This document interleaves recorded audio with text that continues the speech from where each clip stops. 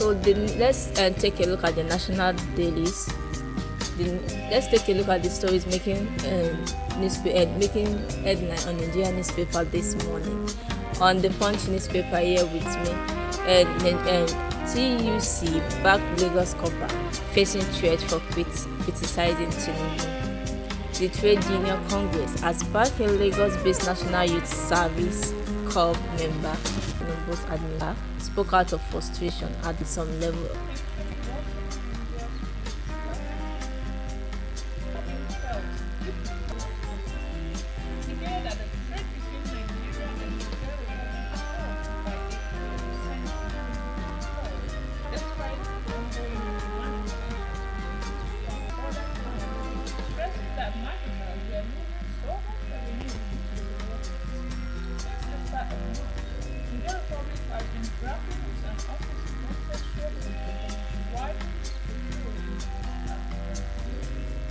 And still on Punch newspaper, I won't react to idle talk, says Kaduna governor. Kaduna State Governor Uba Sani has retreated his commitment to governance and emphasizing that his focus is on serving the people who elected him rather than engaging in unnecessary discussion. The governor made the statement during an iftar dinner with the Kaduna social media influencer at the Sarkashim Ibrahim house on Saturday. While he did not directly explain the context of his remarks, they come just days after his predecessor, REVEIW, accused him of using the police to arrest his loyalty. REVEIW had made the allegation last week following the arrest of his supporter, Jafaru Sani, who had served as Commissioner for Environment and Natural Resources during his administration.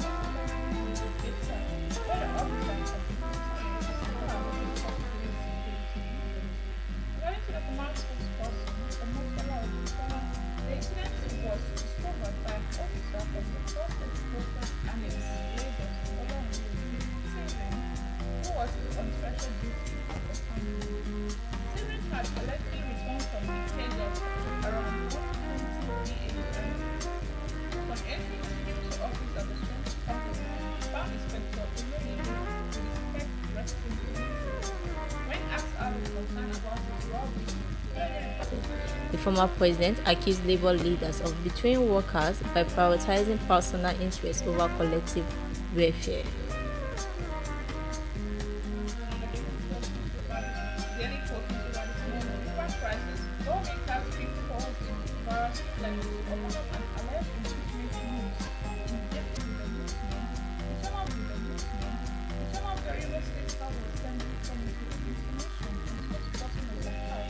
On Daily Post newspaper, Osun government to engage monarch. The Osun state government has started discussion with traditional rulers from boundary communities to address gun and violent attacks in village in neighboring Ondo state, raise fears that the insecurity may extend of Owena Ijasa, that the last Osun community along the Osun-Ondo boundary on the Ilasa-Akure Expressway expressed concern yesterday, urging the state government to increase security presence in vulnerable areas.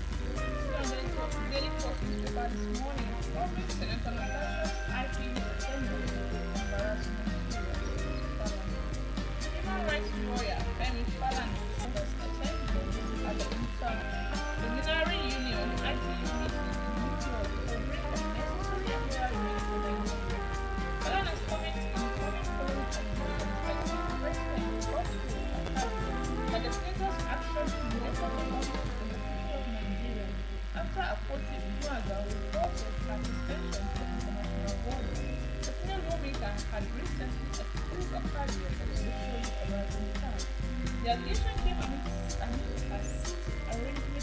arrangement with the Senate President and the The nomination was subsequently suspended from both his own And on Daily Post newspaper, Nigeria most senior female police officer AIG Abubakar Bajo speak on becoming IGP. the most senior female police officer in Nigeria, Assistant is where she also spoke on her remarkable journey, development in the force and policies for all-inclusive policy. She also confirmed that Nigerian police will no longer dismiss unmarried women police officers who get pregnant in the line of duty. Abubakar Baju, who joined the force in 1995, is on her 30th year in the system. Nigeria has not had a female IGP. And on the Royal News online newspaper, we have Kwara loses prominent legal icon, Governor Abdulrazak mourns. The Kwara State government, Abdulrahman Abdulrazak, has expressed sadness by the death of the legal luminary and statesman, Professor Rashidi Ijauddola's son. Governor Abdulrazak, in a statement issued on Sunday by spokesman REVEIW Ajakaye, said Professor Ijauddola, a national treasure, led a solitary life of service to fatherland, the community, and uphold his family upon goodness. And on Daily Post newspaper, military Emirate killing 12, including a top commander known as Dogo, and capturing 7 motorcycles. The encounter began when terrorists attacked the village, resulting in 5 bandit casualties. Later, 7 more were killed as they regrouped for a counter-attack but faced superior military firepower. Still on the online royal newspaper. Natasha reveals who funded a trip to attend Interparliamentary Union meeting in New York. Following the controversies surrounding her suspension, and attendance of the intelligence agencies were investigating her participation at the Global Parliamentarians Forum following a petition from the Senate. Joseph Kwoti Uduaghan explained that she put forward her registration online and obtained the nod to attend the meeting as a previous participant who is also on the IPC senator. According to her, I registered online as a senator. The suspension does not remove my legitimacy as a senator. I registered online and got a pass. And still on Daily Post newspaper, North should continue to back Tinubu's Nigeria enjoy economic relief, says Yakase. Prominent elder statesman and First Republic politician Alhaji Tanko Yakase has commended President Bola Ahmed Tinubu's administration for its economic policies. According to him, Nigeria have begun to experience relief from the harsh economic conditions that previously burdened them. He revealed this while speaking to newsmen in Kano yesterday. Yakase noted that the cost of essential commodities and fuel had begun to decline, making life more bearable for the average citizen. He further highlighted a reduction in fuel prices, which he described as a positive development for the nation's economy. And on the Latifah newspaper this morning, federal government approves Abia refinery. The federal government has given approval for the construction of the modular refinery in Abia State. Abia State Governor Dr. Alex Otis said the modular refinery will be built by HIS Refinery and Petrochemical Company Limited. Otis spoke during the flag-off of the reconstruction of the 11.1 kilometer Obehi-Umuadibia Owaza Road. He said the refinery will be sited at the Abia Industrial and Innovative Park AIIP in Owaza. Feasibility and viability of Abia Industrial and Innovative Park. He said that significant changes will occur in the area after the completion of the road. This project is therefore not just about creating assets to the town and villages along this corridor. It is more about reviving dormant economic assets. Fatai Odunsi, the father of top Nigerian singer Ahmed Olola, the popular known as Asake, has said his son has agreed to buy him a house, settle his medical bills and take care of his daughter. Odunsi, who is left paralyzed in some parts of his body after suffering from a stroke and being unable to pay his medical bills, called out Asake in a viral video on Thursday, asking Nigerians to beg the artist to assist him. In an interview with newsman Aki Aboledin, popularly known as Mr. Ligaga, On Sunday, Odunsi was seen praying for the singer as In the 2023, Prince Adewale Adebayo has declared that his party would defeat President Bola's party to become a basket case, he said in a statement. And on Punch newspaper, Rivers Assembly differ Fubara urges House to reconvene.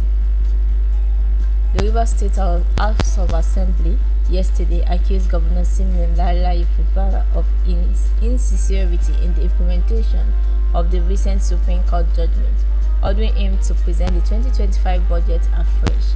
The lawmakers, who are loyal to Fubara's estranged political godfather, Nyesom Wike, alleged that contrary to Fubara's claim to have written the SDP. Former Governor of Jigawa taking a swipe at immediate opposition leaders including Latifah Abubakar, Peter Obi, Rotimi Amechi and Rauf Aregbesola to join him. Before then, the former Kaduna State Governor has insinuated the People's Democratic Party and the Labour Party are not viable position platforms because they have been captured by the ruling APC party. But Lamido, in an interview with BBC Hausa Service monitored by our correspondent on Sunday, dismissed El-Rufai's invitation to oppose. How does he, El-Rufai, expect us in PDP to leave and join another party? His grandfather knows nothing, Lamido queried. He recalled that El-Rufai once declared there were no political elders in Nigeria, insisting that he and his allies were true power brokers. But now, he claims he advised Buhari. If he truly had the power he once boasted of, why did he have to seek Buhari's counsel? Lamida further asks. On Punch newspaper, Kwara revoked billboard licenses. The Kwara State government has announced the immediate revocation of all signage and billboard licenses issued in suspending all billboard licensing in this state. Still on the leadership newspaper this morning, Governor Sule gets the Independent Governor of the Year award. Governor Abdullahi A. Sule of Nasarawa State has been honored by the Independent newspaper with the prestigious Governor of the Year award in the Solid Mineral Development category. The award, presented Saturday, recognizes his outstanding efforts in diversifying Nasarawa State's economy, particularly through developing its solid mineral sector. Musa Ahmad Muhammad, the Accountant General of the Nasarawa State, congratulated the governor on the award and highlighted the governor's visionary leadership, which was exemplified by the recent inauguration of the country's largest lithium processing factory. And on Daily Post newspaper, ex-Senate President Lawal denied the defection plan to SDP, reinstate loyalty to APC. The President of the 9th Senate, Dr. Ibrahim-Arowona, has retreated his commitment to the All Progressive Congress (APC), the National Party.